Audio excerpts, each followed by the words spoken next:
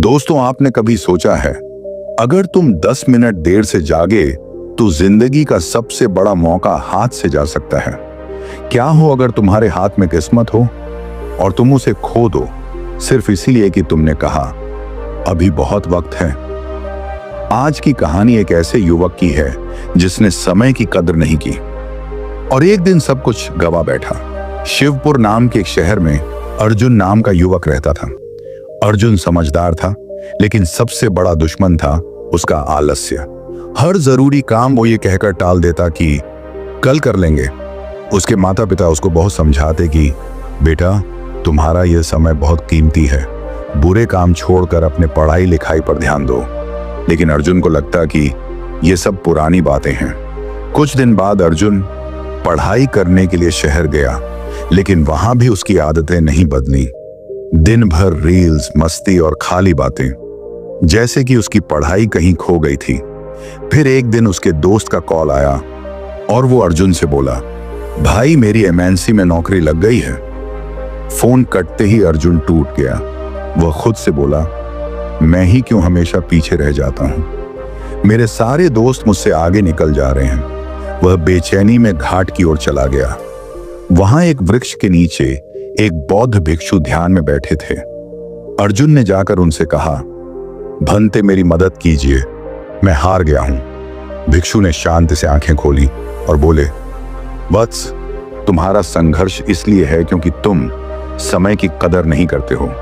मैं तुम्हें एक कहानी सुनाता हूं, ध्यान से सुनो। एक बार एक दयालु राजा के पास एक बेहद गरीब आदमी आया। उसका नाम था रामू। शरीर कमजोर, कपड़े फटे, आंखों में थकावट थी।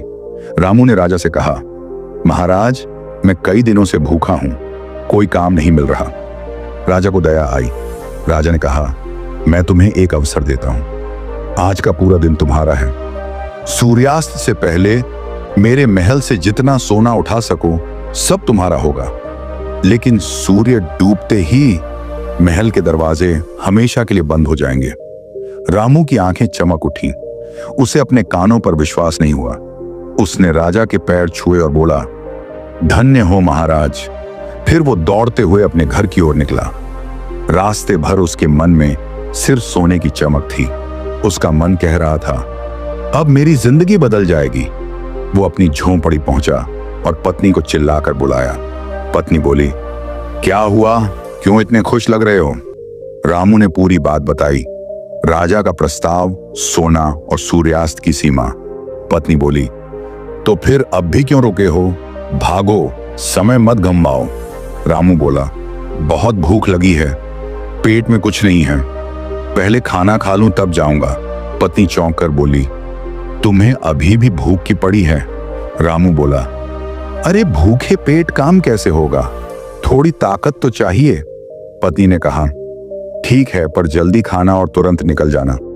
रामू बैठा और खाना खाने लगा, धीरे धीरे, आराम से, जैसे वक्त की कोई कमी नहीं। हर निवाला ऐसे खा रहा था जैसे शाही भोज हो।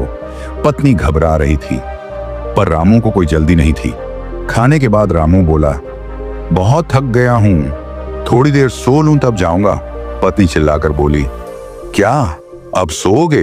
रामू बोला, हाँ, बस आधा घंटा, फिर मैं भागता हुआ जाऊंगा, अभी पूरा दिन पड़ा है।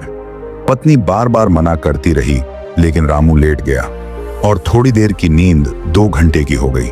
जब आंख खुली तो सूरज काफी ऊपर चढ़ चुका था। वो घबरा गया, उठकर पानी पिया और तुरंत दौड़ पड़ा। मन में अब भी उम्मीद थी, अब भी समय है, सब कुछ पा सकता हूं। रास्ते में तेज धूप थी, गर्म हवा चल रही थी।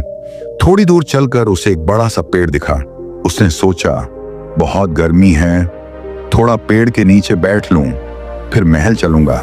वो बैठा और वहां हल्की हवा में उसे फिर नींद आ गई। इस बार नींद और गहरी थी। 4 घंटे बीत गए।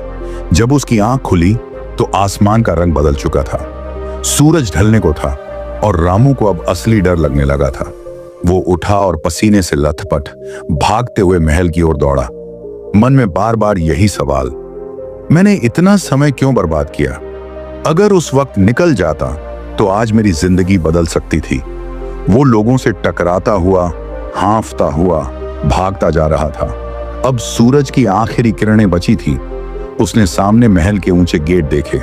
भागते हुए उसने देखा पहरेदार दरवाजा बंद करने की तैयारी कर रहे थे। वो जोर से चिल्लाया, रुको रुको, मैं आ गया।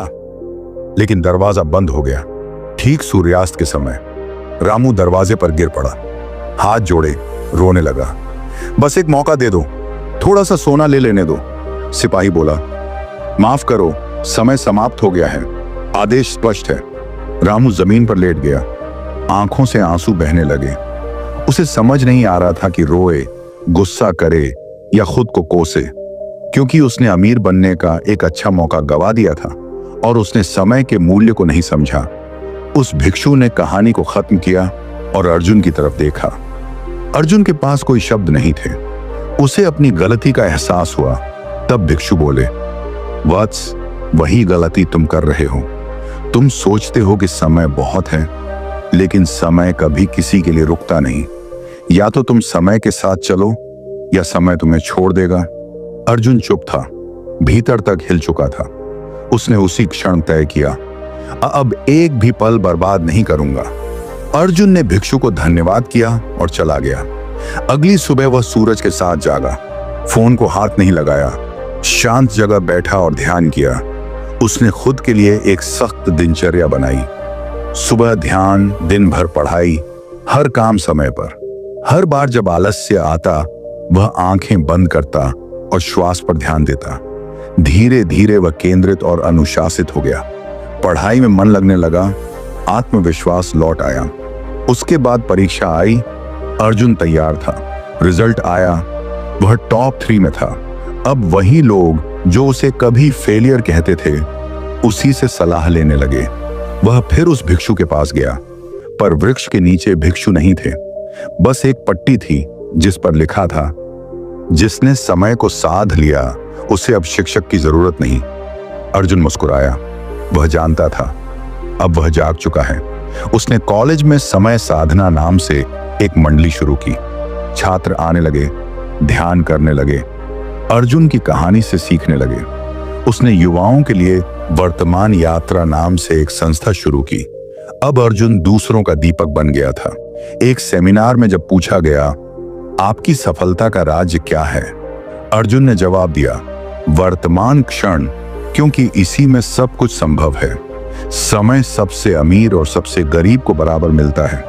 फर्क सिर्फ इतना है, कौन उसका इस्तेमाल करता है, कौन उसे गंवाता है।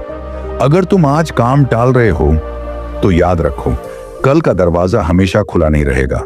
जो हर सुबह यह सोचकर उठता है कि आज का दिन मेरी जिंदगी बदल सकता है, वही इंसान वाकई जीता है। इसलिए उठो, जागो और समय को साधो, क्योंकि जो समय आज है वही कल तुम्हारी किस्मत बन जाएगा। दोस्तों, इस कहानी से हमें यह सीख मिलती है कि समय सबसे मूल्यवान संपत्ति है। अगर हम इसे बेकार की चीजों में बर्बाद करेंगे तो हमारे पास पछताने के अलावा कुछ नहीं बचेगा।